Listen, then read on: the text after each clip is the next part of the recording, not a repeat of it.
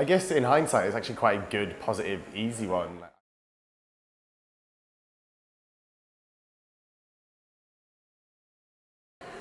Hi, my name's Dominic, and happy National Coming Out Day. So my sort of story of coming out was, like, I was 14, so I was still pretty young, very young actually, but it kind of makes it easy that way sometimes because people don't get accustomed to you almost being someone that you're not or being a certain way that you're not. Like, they are easy to just know who you are and they can go with it. So it did sort of work out for the best for me.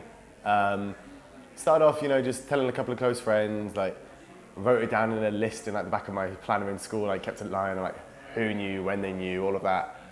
And it did feel like a big deal at the time. I mean, in school, like, people had always kind of called me gay, or, I mean, some people were really shocked. Some people saw it coming, like, did the typical thing of doing like the stepping stone, saying I was bi, trying to ease a few people into it, but, which, I think it is completely fair to do. Like, at the time, like, I did think I liked girls as well as boys, but I think when you look back on it, you also realize you just kind of conned yourself into believing you could like girls a little bit because that's what you thought the norm was, or at least that's what it was for me.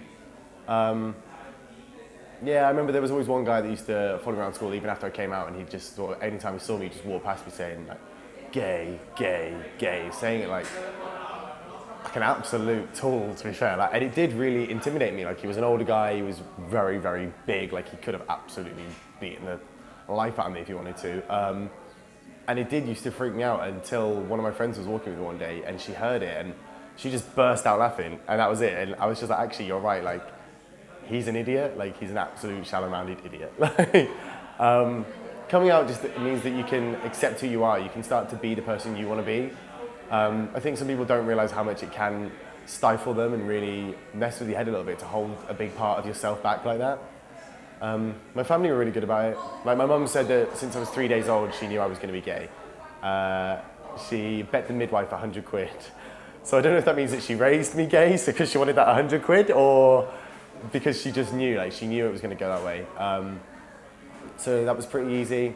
Like, she gave me the opportunities a few times before. Like, your parents, I think 90% of the time, they already know, like, you're their children. Like, you're part of them, they can see it in them, probably before you even knew about it. My dad was probably the harder one to tell. Like, I wasn't very close to them sort of growing up. He was very much brought the bacon home, like, mum sort of did all the hands-on stuff a lot more. Like, we had our moments, but never really something that bonded us properly. So he was quite a typical man's man. Like, he played rugby, like, loved cricket, went to an all-boys boarding school, like, grew up, as far as I knew, like, on the straight and narrow. So I didn't tell him till I was 16, and that actually came out when my mum and I were having a bit of an argument, and she sort of shouted it out on the phone to me when she knew that he could hear. So it wasn't really of my choosing, but he literally just looked at me and he just said, "Good, I'm pleased for you." And then later on sort of brought it up again and was like, what am I supposed to be with this? Like, am I supposed to be surprised, disgusted, shocked? Like, it doesn't matter. At the end of the day, you're still my son. It's got nothing to do with me, like, who you want to be with.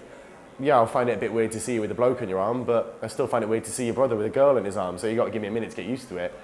And that was that. Like, he accepts me, my friends accept me. Like, you do end up growing a completely different kind of life. Like, I didn't get involved in the gay scene at all till I was about 20, 21. Like, didn't like gay bars, didn't really know about it. But I think being gay nowadays, especially in London, like, it's